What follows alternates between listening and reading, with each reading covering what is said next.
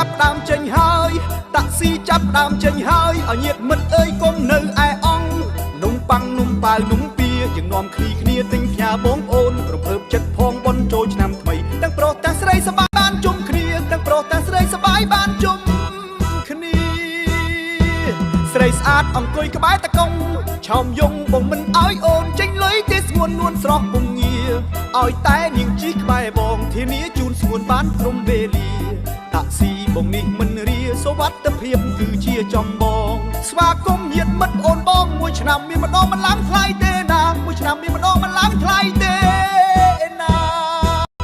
អ្នករត់តាក់ស៊ីដូចខ្ញុំមិនថាកំឡោះក្រមុំពុកម៉ែមីងអ៊ំចាស់ក្មេងស្រីប្រុសបើចង់ស្ដាប់ចម្រៀងចម្រុះកនត្រឹមហ៊ីផប់ក៏បានបទចេញថ្មីពីរួមខ្ញុំមិនអោយខំចិត្តអ្នកស្ដាប់ឡើយ